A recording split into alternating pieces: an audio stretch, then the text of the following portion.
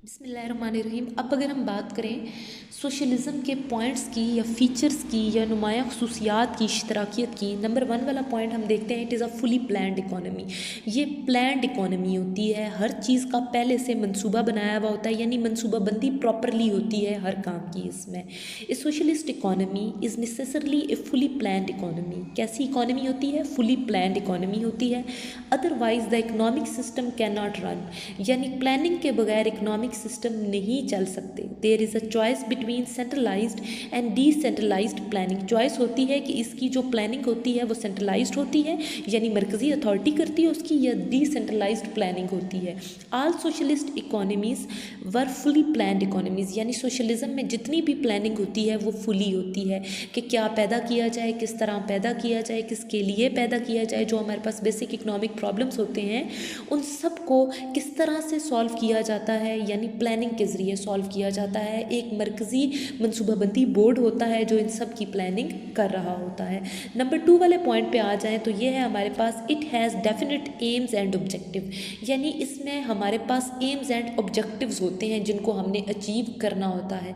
सबसे बड़ा M socialism में हमारे पास होता है कि हमने सोशल वेलफेयर को किस तरह से अचीव करना है। Socialist economy has specified aims और ऑब्जेक्टिव्स, यानी इसमें एम्स और ऑब्जेक्टिव्स होते हैं हमारे पास। Generally they are included in the constitution itself, but these are given specific shape by the planners, यानी इसको प्रॉपर लॉ के ज़रिए जो प्लानर्स होते हैं वो एक फॉर्म में लाते हैं और फिर बताते हैं कि ये हमारे मंसूबे हैं, ये हमारे प्लान्स हैं और ये हमारे एम्स हैं और ऑब्जेक्टिव्स हैं, यानी इन मंसूबों के ज़रिए इन मकासद को हमने हासिल करना है। सोशलिज़म में ऐसा नहीं होता कि जितनी भी अथॉरिटी है वो लोगों के पास हो, इसमें सारी अथॉरिटी गवर्नमेंट के पास होती है और गवर्नमेंट फैसले किस तरह से करती है, वो लोगों की फ़लाह व बहबूद को मद्देनज़र रख कर फैसला करती है। उसका सबसे बड़ा एम होता है सोशल वेलफेयर। और अगर हम बात करें कैपिटलिज्म की, तो कैपिटलिज्म में जो सबसे बड़ा एम होता है वो होता है प्रॉफिट को ज़्यादा से ज़्यादा करना, हासिल करना। अगले पॉइंट पे चलें तो वो है हमारे पास स्पेसिफिक लॉन्ग टर्म प्लान्स, यानी लॉन्ग टर्म प्लान्स जो होते हैं वो स्पेसिफिक होते हैं, यानी हमने अरसे तवील की मनसूबाबंदी की हुई होती है। प्लान्स इस तरह से हमने बनाए हुए होते हैं कि 20 से 30 साल की प्लानिंग हमने की हुई होती है कि ये हमारे पॉइंट्स हैं, इनको हमने इस तरह से अचीव करना है। The central planning authority is given the responsibility to chalk out, यानी चॉक आउट का मतलब हम ये लेंगे कि वो कौन कौन से प्लान्स जो हैं उनको शेप दे रही है, या कौन कौन से प्लान्स जो हैं उनको मेंशन कर रही है। Specific long term plans for the country, यानी स्पेसिफिक लॉन्ग टर्म प्लान्स, यानी जो प्लानिंग ऐसी करनी है एक लॉन्ग टर्म, क्योंकि जो इकोनॉमिक डेवलपमेंट होती है ये लॉन्ग टर्म प्रोसेस है, ये लॉन्ग टर्म प्रोसेस है। तो इसलिए हम प्लानिंग सोशलिज्म में इस तरह से करते हैं कि हमने इकोनॉमिक डेवलपमेंट को तो अचीव करना ही करना से करते हैं कि हमने इकोनॉमिक डेवलपमेंट को तो अचीव करना ही करना है, तो उसके लिए जो हमने प्लानिंग करनी है वो लॉन्ग टर्म करनी है। These long term plans are called perspective plans, ये पर्सपेक्टिव प्लान्स कहलाएंगे। These may range from 20 to 30 years, और ये 20 से 30 साल लग जाते हैं इन प्लान्स को मतलब इम्प्लीमेंट करने में, यानी इतने लंबे टाइम पीरियड के हमने ये प्लान्स बनाए हुए होते हैं। नेक्स्ट पॉइंट है हमारे पास, पीपल्स कोऑपरेशन इज़ असेंशियल, लोगों का बाहिमी ताउन हमारे लिए बहुत ज़रूरी होता है। इसमें the socialist economy is run with the active cooperation of the people, कहते हैं सोशलिस्ट इकॉनमी चल सकती है लोगों के कोऑपरेशन या ताउन से। In the fulfilment of plan target, जो हमने प्लान बनाए हुए होंगे उसको हम किस तरह से अचीव कर सकते हैं जब लोग कोऑपरेट करेंगे एक दूसरे के साथ। No plans can possibly succeed without people's participation, कहते हैं कोई भी प्लान लोगों की पार्टिसिपेशन से नहीं चल सकता, बगैर नहीं चल सकता। The plan is prepared and implemented by the government, plan government बनाती है और इम्प्लीमेंट भी वही करती है। But the main targets of the different activities in the plans are fixed by taking into account and the resources which people will be able to mobilize, कहते हैं कि जो resources होते हैं, mobilize मतलब हरकत पजीरी हम कहेंगे resources की। plans हमने कुछ इस तरह से अचीव करने हैं कि जो हमने टारगेट बनाया हुआ है हम उनको अचीव कर लें और हम resources के साथ इतनी छेड़छाड़ी ना करें, यानी जो हमारे पास resources हैं अगर हमने उनको चेंज किया तो क्या होगा कि हमारी प्लानिंग भी चेंज हो जाएगी, क्योंकि प्लानिंग जो की जाती है वो रिसोर्सेज को देखकर की जाती है। नेक्स्ट हम कहेंगे सोशलिस्ट इकोनॉमी यानी much less importance of price mechanism. Capitalism में तो जितनी भी इंपॉर्टेंस हम देते हैं वो हम देते हैं प्राइस मैकेनिज्म को, यानी कीमतों का निज़ाम जो होता है, यानी कीमतों की मिकानियत का जो निज़ाम होता है वो इसको करता है सारे फैसले। लेकिन सोशलिज्म में क्या है, a socialist economy gives much less importance to market forces and therefore, कि हम मार्केट फोर्सेज यानी डिमांड और सप्लाई को इतनी ज़्यादा इंपॉर्टेंस नहीं देंगे। The price mechanism is given a minor role in resource allocation, यानी प्राइस मैकेनिज्म को रिसोर्स एलोकेशन में बहुत माइनर रोल देंगे, बहुत कम रोल देंगे। A specific plan based on social needs guides the process of resource allocation, guides the process of resource allocation, यानी इसमें जितने भी प्लान्स होते हैं वो हुकूमत करती है, और फिर हमने कुछ इस तरह से बनाए हुए होते हैं कि समाजी ज़रूरतों को मद्देनज़र रखते हुए हम रिसोर्स को एलोकेट करते हैं, ना कि हम रिसोर्स एलोकेट करते हैं डिमांड और सप्लाई को देखते हुए या मार्केट फोर्सेस को देखते हुए। बिस्मिल्लाहिर्रहमानिर्रहीम, अस्सलाम वालेकुम स्टूडेंट्स। आज के लेक्चर में हम देखेंगे मेरिट्स ऑफ सोशलिज्म यानी निज़ाम इश्तराकियत की खूबियाँ, ठीक है।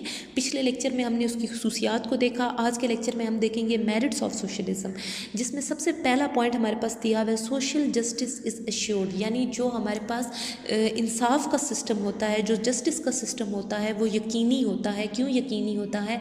क्योंकि सोशलिज्म में जितने भी फैसले किए जाते हैं वो लोगों की फ़लाह बहबूद को मद्देनज़र रख के किए जाते हैं, जबकि कैपिटलिज्म में जितने भी फैसले होते हैं वो इस बेस पे होते हैं कि मुनाफे की बेस पे होते हैं कि किस चीज़ में ज़्यादा मुनाफा है। उसमें क्या होता है कि अमीर बहुत अमीर हो जाते हैं, गरीब बहुत गरीब हो जाते हैं, यानी जो हमारी सोसाइटी होती है वो दो हिस्सों में बट जाती है, कुछ बहुत अमीर और कुछ बहुत गरीब। लेकिन सोशलिज्म में ऐसा नहीं होता, क्योंकि सारे फैसले गवर्नमेंट करती है, और गवर्नमेंट किस चीज़ को देख कर करती है? गवर्नमेंट लोगों की फ़लाह बहबूद को मद्देनज़र रख कर करती है। The chief merit of socialism is that it assures of social justice, यानी जो सबसे बड़ी खूबी है सोशलिज्म की वो क्या है कि ये यकीन दिलाती है समाजी इंसाफ की।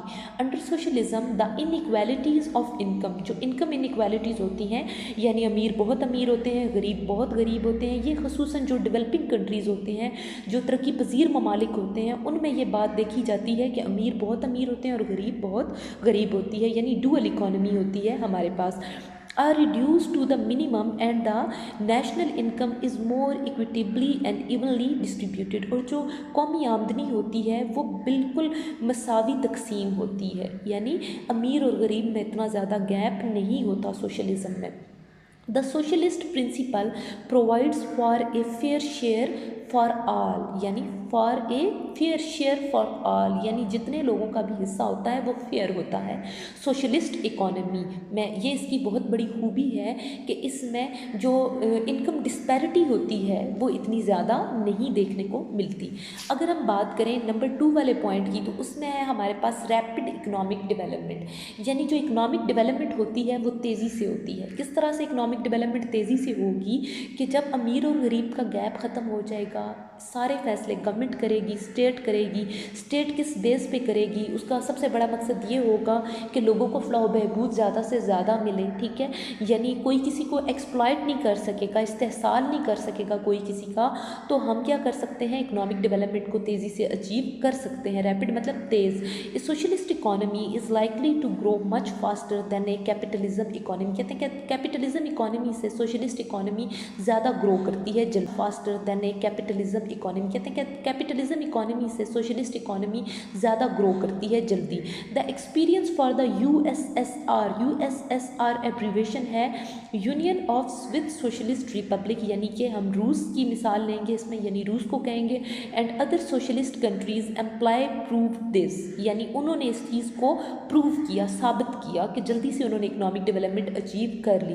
The main factors making for the fast growth rate is the full use of resources, सबसे बड़ा ज़रिया इसमें यह भी है कि जो आपके पास रिसोर्सेज हैं उनको हम फुल यूज़ करें, यानी ऑप्टिमम यूटिलाइजेशन हो फैक्टर्स ऑफ प्रोडक्शन की। Scientific planning and quick decision, यानी प्लानिंग जो है वो जदीद बुनियादों पर होती है और डिसीजन जो है वो जल्दी लिए जाते हैं, क्योंकि डिसीजन सारे गवर्नमेंट लेती है। अगर हम बात करें नेक्स्ट पॉइंट की, तो वो है हमारे पास production according to basic needs, यानी इसमें सरप्लस नहीं होगा, ओवर प्रोडक्शन नहीं होगी। प्रोडक्शन किस बेस पे होगी? ज़रूरत को मद्देनज़र रखते हुए, यानी जितनी हमारी ज़रूरतें हैं उनको मद्देनज़र रखते रखते हुए हम प्रोडक्शन चीज़ों की करेंगे। In this economy the production is directed to satisfy the basic needs of the people first. यानी हमने चीज़ों को, पैदाइश दौलत का अमल जो होता है हमारे पास, यानी चीज़ों को पैदा करना with the help of factors of production, they are land labour and capital organisation. कहते हैं जो हम प्रोडक्शन का जो अमल होता है उसमें सबसे पहले देखते हैं लोगों की ज़रूरत को। एज़ फार एज़ पॉसिबल, जितना मुमकिन हो सके, the production of food, clothing and building materials is guided by the basic needs of the people. कहते हैं ये जो बेसिक ज़रूरियात होती हैं, ये जिसमें हमारे पास फूड आ गई, क्लॉथिंग आ गई, यानी हमारे पास फूड, क्लॉथिंग या शेल्टर हो गया, यानी रहने की जो सहूलियात होती हैं, पनाहगाह, and it is not according to the purchasing power of the rich section of the society. यानी इसमें जो रिच सेक्शन होता है वो एक्सप्लॉइट नहीं कर सकता गरीबों को, उनका इस्तेहसाल नहीं कर सकता, जो कैपिटलिज्म में अमूमन देखने को मिलता है। यानी कैपिटलिज्म में अमूमन इस तरह से फैसले किए जाते हैं कि मेरा प्रॉफिट कहाँ पे ज़्यादा है, वहाँ पे दूसरों को नहीं देखा जाता। इसलिए अमूमन जो दूसरे लोग होते हैं उनको सोशल कास्ट भी बियर करनी पड़ती है, in the form of air pollution, in the form of water pollution, ठीक है। और कोई उसके लिए वो कंपनसेट करने को भी राज़ी नहीं होते, जो रिच पीपल होते हैं वो, यानी वो एक्सप्लॉइट कर देते हैं पुअर पीपल को। लेकिन यहाँ पे इस तरह से नहीं होता, यहाँ पे जितना हम जल्दी से कवर कर सकते हैं। नेक्स्ट है हमारे पास कंजर्वेशन ऑफ नेचुरल रिसोर्सेज। जो नेचुरल रिसोर्सेज होते हैं, हमारी ये कोशिश होती है कि उनको हम वेस्ट मत करें। इस socialist economy has a great advantage of planning for the future. जैसे कि अभी पहले बताया गया कि सोशलिस्ट इकोनॉमी जो होती है उसमें सारी प्लानिंग होती है, और प्लानिंग किसकी होती है? गवर्नमेंट की होती है। Wasteful use of the countries natural resources is a common problem in all the capitalistic economies. कहते हैं कैपिटलिस्टिक इकोनॉमीज़ में जो कुदरती वसाइल होते हैं उनको बहुत ज़्यादा यूज़ किया जाता है, या आप ये यूज़ क्या वेस्ट किया जाता है उनको बहुत ज़्यादा, या आप ये कह सकते हो कि उनको मिस यूज़ किया, अच्छे तरीके से उनको इस्तेमाल नहीं किया जाता, या वो अंडर यूटिलाइज रह जाते हैं हमारे पास। लेकिन कैपिटलिज्म में, सोशलिज्म में हमने सारे फैसले जब प्लानिंग से करते हैं तो प्लानिंग में हम ये चीज़ देखते हैं कि हमने किस तरह से अपने रिसोर्सेज को फुली यूटिलाइज करना है। अगर हम बात करें नेक्स्ट पॉइंट की, तो वो है हमारे पास equitable distribution of wealth and income. यानी जो दौलत होती है उसकी मसावियाना तकसीम होती है, इनकम डिस्पैरिटी नहीं पाई जाती बहुत ज़्यादा। Socialist economy, a socialist economy is operated with the aim of providing equal opportunity for all citizens in earning incomes. कहते हैं सोशलिस्ट इकोनॉमी में मुनाफा कमाने की या इनकम कमाने की जो प्रायोरिटी होती है वो सब लोगों को मिलती है। Generally private property is restricted to some basic needs. यानी जो प्राइवेट प्रॉपर्टी होती है, जो प्राइवेट प्रॉपर्टी होती है, यानी लोग जो अपनी प्रॉपर्टी लेते हैं, निजी मालियात होती है, कहते हैं उसको हम, उस पर हमने रिस्ट्रिक्शन लगाई हुई होती है बहुत सी वजूहात की बिना पर। There is no amassing of wealth by a few. यानी जो दौलत होती है वो चंद हाथों में नहीं रहती। Wealth is also equitably distributed because private enterprise is given a limited role.